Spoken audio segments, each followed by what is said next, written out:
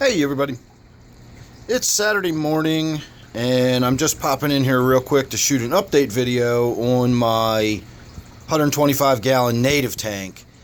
So yesterday I shot a video in the morning talking about how I needed to do some serious work on this tank, and I did get in there last night and I did some serious work on this tank. I didn't bother with any video. I probably wouldn't have gotten the work done if I was thinking about video and all that. I just got in here and got down to it. And I did a really big water change on the tank. Not as big as I said I was going to do. I didn't do the full 60% or whatever I said I was going to do, or 80% or whatever I said I was going to do. I did probably about a 60% though. I took the water level down to, this top log here was well exposed above the water. And then when you think about how much displacement occurs in the tank, all of the water displacement is occurring in the lower portion of the tank. So when you remove the top half of the tank, that's not exactly half of the water in the tank. It might be half of the apparent volume, but you got to take into account how much volume is displaced by all of this stuff in here. So when I drained the tank to below that 50% mark, I drained well over, slightly more than 50%. So I might have done a 60 to 70% water change, something like that. It was significant. It was a big water change. I also added 8 crushed up eggshells because I realized that this tank probably needs a little more mineralization. And I'm getting ahead of myself here probably also. Again, this is spur of the moment. Didn't really think much about this before I started shooting it. The issue I was having, if you're just now finding out about this, is that chub right there with all that marking on its head. I noticed that for the first time the day before yesterday in the evening. And it looked pretty bad. It looked like some sort of fungal infection. It wasn't quite fuzzy, but it was pretty close. And so yesterday morning is when I shot the video saying I really need to get in here and do some work on this tank, possibly even try to get that fish out of the tank, etc. So that's what I did. And part of what I did to the tank was adding those eggshells because, again, I realized that poor mineralization in the water and a low positive ion count is actually bad for the health of the fish as well. If they've got any sort of issues going on and they really need their immune system to be up and functioning at full tilt, you've got to have your tank mineralized. If you've got depleted water, it's just not good for anybody. And I've got really, really low mineralization in my water to begin with. It's very, very soft water. But in this tank, I have added one of those little mesh bags with poultry grit. It's crushed coral and crushed oyster shells. And it dissolves very slowly. I don't have enough in my tank to really change the hardness or change the pH all that much. It's only doing a little bit to add to the mineralization of the tank. So when I got into the filter, that was a nightmare. The filter was the filthiest, nastiest filter I've ever seen, ever. And I'm talking about even like watching other people's like, oh my God, look at my nightmare filter videos. I've never seen a filter as nasty as this one. I was shocked by how packed in there it was. And it made me wonder, how long has it been since I've gotten in here and done a filter change? I know the last few times I've talked about it and I've said I'll put it off, I'll do it next time, but how long have I been saying I'm going to do it the next time? The entire inside of the filter was just completely packed with that dark gray, almost black looking, I will politely and generously call it mud, but it's a really, really, really fine black pasty goo. And it was almost solid inside the filter. I don't know how water was still moving through it. It was so nasty. And I literally you couldn't see anything. You couldn't see the handle of the tray. You looked at the tray and the top of the tray was just a smooth, it looked like it was filled with mud. You couldn't even see the handle. So I had to dig through that to find the little bag of poultry grit that I had in there, and I quickly realized that there was no way that was doing anything to mineralize this tank.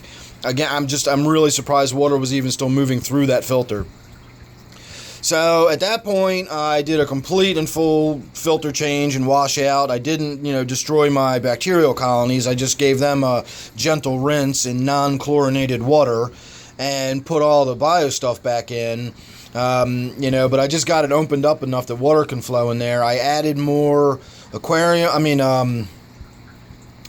poultry grit, you know, to the mesh bag. I filled that back up. Apparently a lot of it had dissolved because it wasn't very much left in the bag. So I guess it was adding some mineralization in there at some point. But at some point it also got packed into that mud and was not really doing much of anything, I don't think. So I filled that bag back up, did the full filter change, got that all nice and cleaned, added the eggshells, did the big water change, but I also put in just shy of 4 cups of sodium chloride.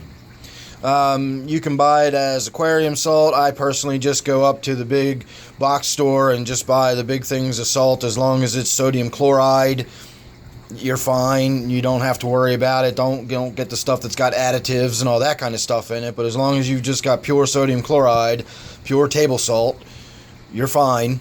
And that's what I did. And I'm hoping that will help. It seems to be doing the trick. I came down this morning and I looked at that chub again, the one that just opened its mouth, and you can see it's still got the marks and everything, but now it looks like a wound or something that's in the process of healing. It doesn't look like it's on the getting worse end. It looks like it's on the getting better end. Now, having said that, I've seen many times over the years fish that I thought, oh, it looks like it's finally getting better, only to find it dead later that same day. Who knows? But it really does look like it's getting better. It looks like it's healing up nicely. So as long as I stay on top of doing the water changes again, you know, and stop neglecting the tank. It's just, again, I've said this 100 times in the last month, but it's summertime. I've just been out. I've been doing stuff. And my tanks tend to suffer for it. I hadn't realized how badly it suffered. So, you know, lesson learned. If I am really starting to see physical issues because this tank was so neglected, you know, there's no excuse for that. I've got time to do water changes and stuff. I'm not that busy going out having a good time on my kayak and whatnot. So I think I need to wait a few days to sort of let the fish kind of adapt to the sudden drop in nitrates. I didn't bother to check. I know it just would have come out really, really, really red. It probably still is really red because, again, with the 60% water change that I did, we'll call it, I probably still have more than 50 or 60 parts per million nitrate. I've probably still got 80 parts or more in here based on what I saw when I did my water change. You know, just looking at how visibly dirty the filter was and guesstimating how long it's been since I've really done a sizable water change. The decomposition of all that organic matter in the filter itself must have been a veritable nitrate factory. It was just dumping and just producing nitrates at a rapid pace and pumping them into this tank. So I could have had nitrates up into the, 100 or more plus. There's not a lot of plants left in this tank to really absorb it. While I do fairly large water changes on this tank, again, I neglect it for a couple of weeks and it goes 2-3 weeks without a water change.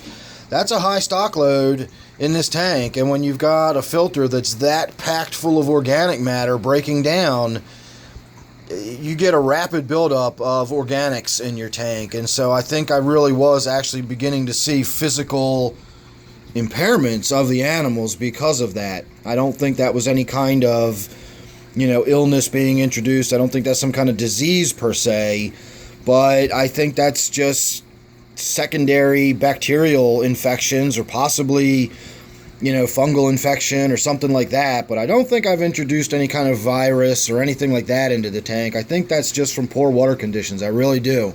And there's nobody to blame but myself for that. So hopefully I caught it in time and that fish will recover. I probably still should get in here with a net one day, or maybe even set the minnow trap in there overnight one night and try to maybe reduce the number of large chubs in there at the very least, or something. I don't know. Maybe I'll get lucky and that Chinese algae eater will go into the minnow trap and I'll be able to get that one out of here too. That would be awesome. Anyway, there's my story of my 125 and the water change I did yesterday. I know I said I was going to get all that stuff on video, and I did not.